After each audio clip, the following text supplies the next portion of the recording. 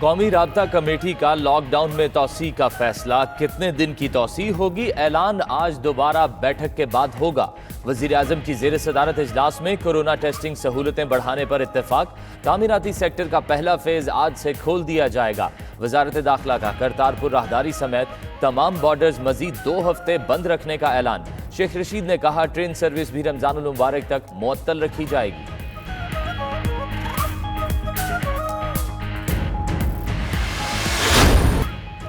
सिंध का विफाक से लॉकडाउन में 14 रोज की तौसी का मुतालबा। कौमी राब्ता कमेटी के इजलास में मुराद अली शाह ने कहा कोरोना केसेस बढ़ रहे हैं, लोग मर रहे हैं, जिंदगियां बचाना सबसे अहम है।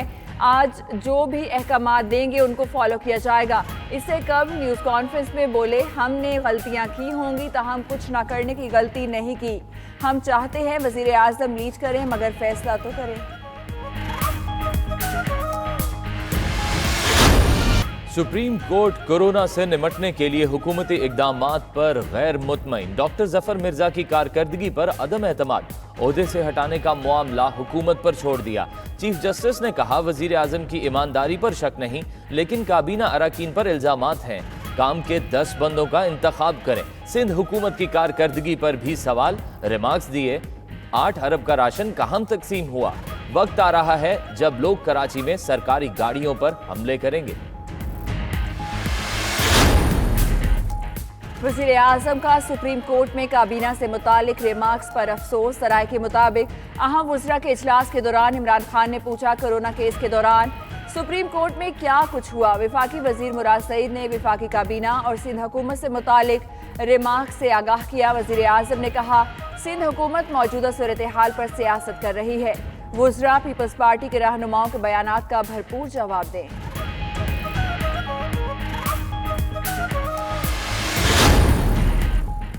वज़ीर आज़म से आर्मी चीफ और DGISPR की ISI की मुलाकात। मुल्क की मजमूई सिक्योरिटी और दाखिली सूरत हाल पर मुशावरत। कोरोना से पैदा होने वाली सूरत हाल और इकदामात पर बातचीत। वज़ीर आज़म ने लॉकडाउन के दौरान सिक्योरिटी इदारों की कारकर्दगी को सराहा। इमदाद की 4 सूबों में तकसीम पर भी मुशावरत। वज़ीर आज़म को LOC पर भारतीय जारहियत पर ब्रीफिंग भी दी गई।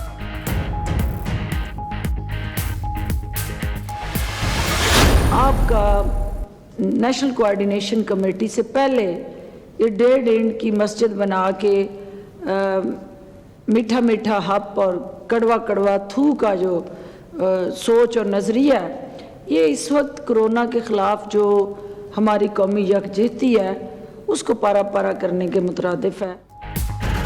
वज़ीर आला सिंध ने 1.5 इंच की मस्जिद बना रखी है। सिंध हुकूमत मीडिया पर सियासत नहीं अमली इकदाम करे।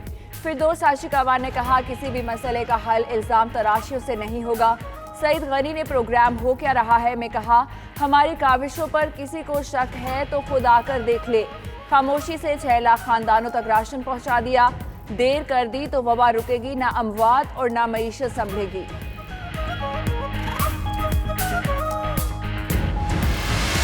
जो पाकिस्तान के ऊपर ये कोरोना का इतना बड़ा अजाब आया हुआ है, जो सारी दुनिया में आया हुआ है, बदकिस्मती से दुनिया में भी, लेकिन हमारे मुल्क में जिधर पहले ही हालात अच्छे नहीं थे, गुर्बत बढ़ रही है।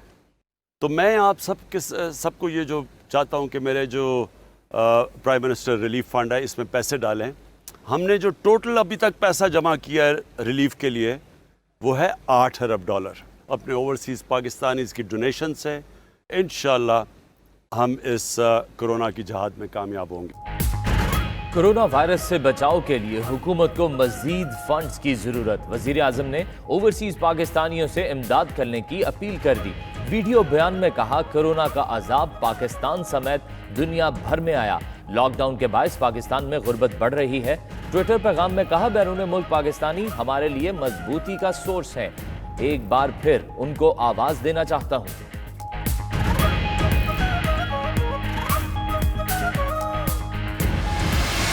कोरोना वायरस पैंडेमिक पूरी दुनिया में फैल चुका है और अनफॉर्चुनेटली पाकिस्तान भी इसका शिकार है। पाकिस्तान का पॉवर्टी बैंक बहुत बड़ा है और बहुत से गरीब और मुस्तहिक लोग हम सब की मदद के उम्मीदवार हैं। Our overseas Pakistanis are biggest asset. You have never turned us down. Kindly, please come forward again. We need you this time around again. Prime Minister has put in place a Corona Relief Fund to help the people of Pakistan. And I'm asking you to donate generously. This will go a long way in helping Pakistan. कौमी और बैनुल अक़वामी cricketers की समंदर पार पाकिस्तानियों से मदद की appeal. Mohammad Hafeez का कहना है कि मुश्किल की इस घड़ी में पाकिस्तान का साथ दिया जाए। वज़ीर आज़म कोरोना रिलीफ फंड में दिल खोल कर फंड जमा करवाएं। अहमद शहजाद की भी समंदर पार पाकिस्तानियों से कोरोना फंड्स में रकम जमा करवाने की अपील। केवन पीटरसन और डेरन सैमी ने भी पाकिस्तानियों की मदद की अपील कर दी।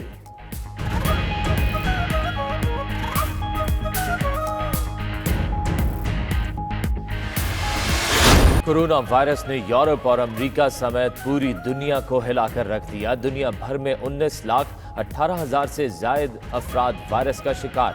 हलाकतें भी बढ़कर 1,19,000 से जायद हो गईं। एक ही दिन में मजीद 5,000 हलाकतें और 65,000 से जायद नए केसेस सामने आए। अब तक 4,43,000 अफराद कोरोना को शिकस्त से दो चार कर चुके हैं। 13,56,000 ज़ेरे इलाज मरीजों में से 51,000 से जायद अफराद की हालत नाजुक है।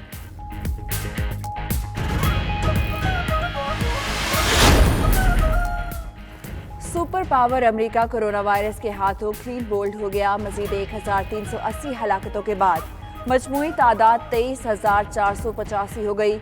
इटली में 566 नई हलाकतों के बाद तादाद 20,465 तक जा पहुंची। स्पेन में मजीद 419 अफराद लुकमा अजल बने, तादाद 17,628 हो गई। फ्रांस में 574 अफराद जिंदगी की बाजी हार गए, तादाद 14,967 हो गई। बरतानिया में 717 नई हलाकतों के बाद तादाद 11,329 तक जा पहुंची। दुनिया के दीगर ममालिक में भी सैकड़ों हलाकतें। फ्रांस ने लॉकडाउन 11 मई तक जारी रखने का ऐलान कर दिया। फ्रांसीसी सदर ने कहा 11 मई के बाद कुछ तालीमी इदारे और नर्सिंग होम्स खोले जाएंगे। स्पेन में लॉकडाउन में नरमी, हजारों मजदूर तामीराती कामों पर लौट आए। तुर्क सदर ने हफ्तावार 2 रोजा कर्फ्यू बरकरार रखने का ऐलान कर दिया। तैयब एर्दोगान ने कहा कर्फ्यू का मकसद कोरोना का फैलाव रोकना है।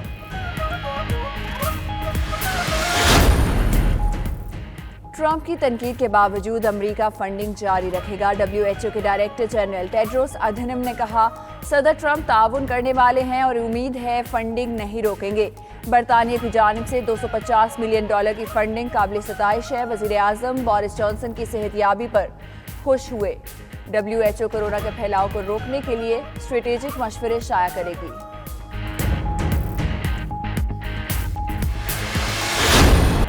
मजीद सैकड़ों अफराद कोरोना से मुतासिर, मजमूई तादाद 5,496 तक जा पहुंची। 7 अफराद जान की बाजी हार गए। मरने वालों की तादाद 93 हो गई।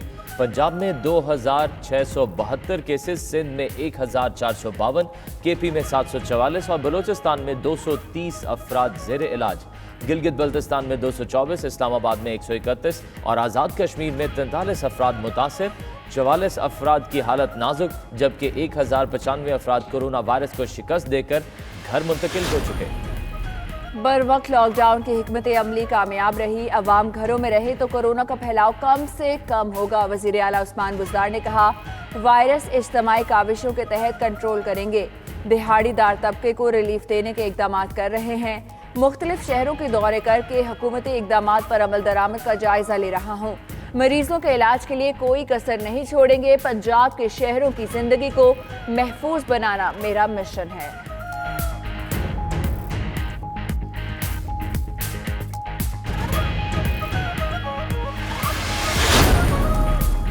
रमजानुल मुबारक और मसाजिद से मुतल्लिक मुतफ़िका पॉलिसी का ऐलान। वफाकी वज़ीर मजहबी उमूर नूरुल हक कादरी कहते हैं कि उलमाए कराम और मशाइख की मुशावरत से फैसला होगा।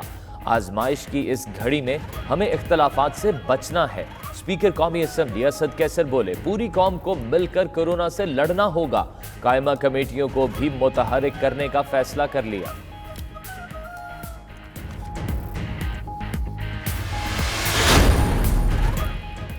बैरून मुमालिक से पाकिस्तानियों की वतन वापसी के लिए बड़ा फैसला। सऊदी अरब से 400 उम्रा ज़ायरीन को 2 परवाज़ों पर लाया जाएगा। एक परवाज़ लाहौर जबकि दूसरी मुल्तान एयरपोर्ट पर लैंड करेगी। UAE की जेलों से आज़ाद 410 पाकिस्तानियों को भी वापस लाया जाएगा। थाईलैंड, जापान और इंडोनेशिया से 495 पाकिस्तानियों की खुसूसी परवाज से वापसी होगी। ओमान में रिहाई पाने वाले 360 पाकिस्तानियों को 2 परवाजों पर लाया जाएगा।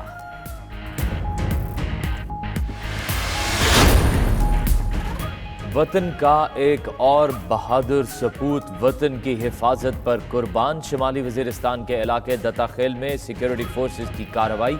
फायरिंग के दौरान नायक आदिल शहजाद शहीद। पाक फौज ने 2 अमन दुश्मनों को भी अंजाम तक पहुंचा दिया। ISPR के मुताबिक शहीद होने वाले 32 साला नायक आदिल शहजाद का ताल्लुक मानसहरा से है। सोगवारों में अहलिया और एक बेटा छोड़ा। भारत की कश्मीरियों को अक़लियत बनाने के लिए गहरी साजिश। डोमिसाइल कानून तब्दील करके गैर कश्मीरियों की आबादकारी की कोशिश। शाह महमूद कुरैशी ने सलामती कौंसिल को हंगामी खत लिखकर आगाह कर दिया। वज़ीर ख़ारजा ने कहा, भारत को नया डोमिसाइल कानून हकूक़ तलब करने की मज़मूम कोशिश है। भारतीय तर्ज़ अमल से मकबूजा कश्मीर में आबादी का तनासुब तब्दील हो जाएगा। नया कानून आलमी कवानीन और अक़वाम मुत्तहिदा करारदादों की खिलाफ वर्जी है। लॉकडाउन के बायस शहरी घरों में बंद, जंगली जानवर सड़कों पर निकल आए। नथिया गली और मार्गला की पहाड़ियों पर तेंदुए नजर आने लगे। जंगली मुर्गे, हिरन, लोमड़ी समेत नायाब जानवरों की चहल पहल वाइल्ड लाइफ के कैमरों में महफूज।